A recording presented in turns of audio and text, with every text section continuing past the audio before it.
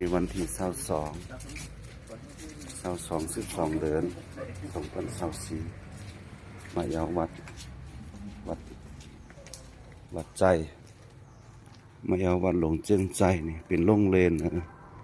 เป็นโรงเรียนมัธยมตอนต้นนะภาสิงห์เมืองสิงห์เขตปลอดยาเสพติด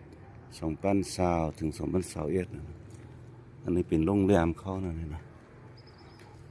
โรงแรมเขามัธยมศึกษาโรงเรียนมัธยมศึกษาโรงเรียนมัธยมศึกษาสั่งศึกษาส่งตองตนเมืองสิงห์สิงห์ดิสทริกสังขา lower secondary school นี่เขามาเห็นตอนที่เจียงซาบสาระนารูนิทานลมจอมโหกาบก่อนเนี่ยปนามีนะยามเจ็บไข้จะได้รู้ว่าไผหักยามตุกหนักจะได้รู้ว่าไผสงสารยามยากจนจะได้รู้ว่าไผคือตานยามเบิกบ้านจะได้รู้ไผยินดียามตกใจจะได้รู้ว่าไผจวยแต่ยามภัยแพ้จะได้รู้ว่าไผลบหนียามซกเศร้าจะได้รู้ว่าไผป่านี้ยามเบามีจะได้รู้ว่าไผเพื่อนเราเรานี่ภาษาลาวนี่เขามีนิยายกันนะเนี่ยนี่นิยามเขามีนิยายอันนี้วัดหลวงในเมืองสิงห์ไปเมืองเปิดในวิหารก็เตรียมนะธาตุก็เตรียมนะจากเขาต้องไปนอกเวียงกันนะนิดเดียวไปกินข้าวซอยเมืองสิงห์นี่มาเอาเสียงโคนี่เคยเล่า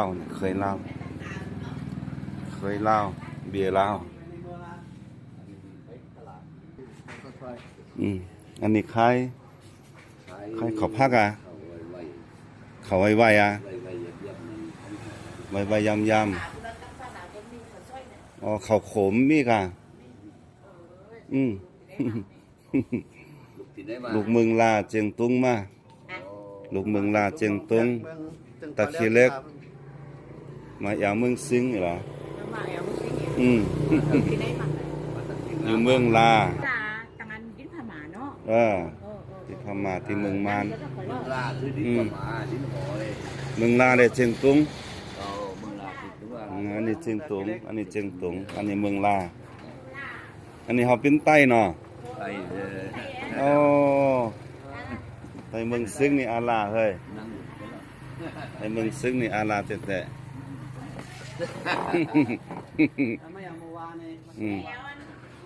นี่เมืองสิงห์เอามายาไต้เมืองสิงห์แล้วนะนี่เป็นเมืองสิงห์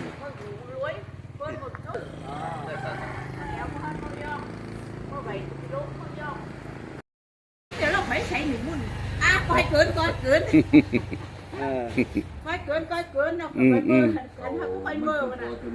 phải mơ hát tê này là bông xí chiều mưa là đâu phần mưa thì ngày là này ngày mưa phảiทำไปแล้วในไงไปลงเป่ามุ้งคุณตั้งรู้ไปถามไปจะจังลาหมู่ว่าหมู่วันที่1นี่วันที่1วันที่2วันที่3นี่วันที่3ไม่เคยเมินไม่ช้าจากว่าวุ่นจุ่มมูคนมันเมื่อเราใจละใจละเมื่อเราไปก่อนไหมบอกซื้อสั่งก่อนแค่พอซื้อสั่งก่อนไม่จันเนาะอายุก็เท่าอายุ75 ปีมาอยู่เมืองไทยมาอยู่เมืองเสียงนี่กี่รุ่นแล้วก็3 รุ่นหรอ ครับโยนนี่แหละ 3โจรนั่นน่ะเนาะ3โจรคนเนาะโอ้อยู่นี่ มาแต่มึงอยู่ มามึงอยู่อ่ะ มึงอยู่จะพาสีหมอโจมานี่มาตั้งมึงสิงนี่นะจะเลื่อนแต่มือนั่นนะมา อ๋อ มือนั่นนี่ฝรั่งปกครองมึงจริง พลังปกครองเนาะ อยู่ตั้งคนนี้อังกฤษ อ่า อังกฤษปกครอง ลูกมึงอยู่มึงยองไปนั่นมา มึงอยู่ เจ้าพาสลีเนาะอย่า จะพาสี อ๋อลูกมานี่มากี่เมืองอ่ะมากี่เมืองอ่ะ มึงอยู่แล้วมึงรู้ยังมา มาที่นี่อ่ะ มึงรู้นี่พอไปไล่แล้วมึงหน่อยเนาะมึงหน่อยสองคนพี่บ้านนี่สองคนพี่น้องนี่ไม่น่ามึงอยู่แล้วมึงรู้นี่มึงหน่อยให้แล้ว อืม จอดไล่มันนี่ตีอยู่นี่ อ๋อที่นี่จอบ แต่ มา มาห้ามถึงใจนะแต่มึงรู้นะ อ๋อ จอมมาหาตีอยู่ขย้อนคุณสื่อคุณคล้ายนี่แหละ อืม เดี๋ยวมาก็เมืองสิงห์กว่างคุณฟังเพลงนั้นมีคุณร้าย อืม แต่เจ้าเจ้าฝ่ามึงอยู่เป็นลูกมันมา มาอยู่เนี่ยคือเจ้าพามึงอยู่มีอยู่อ่ะคือเจ้าพามึงอยู่มีหรอกอ่ะมีหรอ มีแหละเป็นชายอันนามสกุลแต่ได้ถือนามสกุลนะเป็นนั่นมันเป็นลูกน้องเป็นนั่น อ๋อ คุณใจไม่เตี้ยวว่า อ๋ออ๋ออ๋ออ๋อ เขาขายนี่เนาะ ใช่แล้วเนาะใช่แล้วเนาะตอนนี้เลย ไป มา ทำกันได้ไปเมืองอยู่ก็ไปฮอดเมืองอยู่ทำมากันนำสกุลกันนะ นำสกุลไปกันละถือกันก็เป็นพี่น้องกันนี่ พี่น้องนี่ชื่อกุลนี่มึงหรอก หลักเมืองอยู่เมืองโดยตัดสินใจไปมาไปซื้อของปนาก็มีอ่ะมีอ่ะ มากก็มี มีเนาะ มีตั้งนั้นก็มี ไปนั่นก็มีไปเมืองอยู่ก็มีเนาะ มีอายุปีบาท ของปองนี่มาไปเมืองอยู่เนาะ ไป เป็นเครือไปเมืองอยู่เนาะอ๋อดีเนี่ย แล้วเขาไปเบิ่งอยู่ก็ทำน่ะสกุลน่ะถือกันน่ะจะเป็นพี่น้องกันนะ น้ำ แต่ ใส่ เนี่ยหมู่หรอ ใช่แล้วเนาะ เมื่อยามเสื้อเหล้าก็ยังไปปึงก็ยังมีนี่ลูกหลานพี่น้องกันที่ อ๋ออ๋ออ๋อ แก้งก็ไปดีไปสอน อ๋ออ๋อวันนี้มาถามก็ออกหมายจันทน์เนาะอยู่เมืองสิงห์เมืองสิงห์นี่ขึ้นใต้เฮาแหละนะสาธุสาธุโอ้ลีแต่แหละ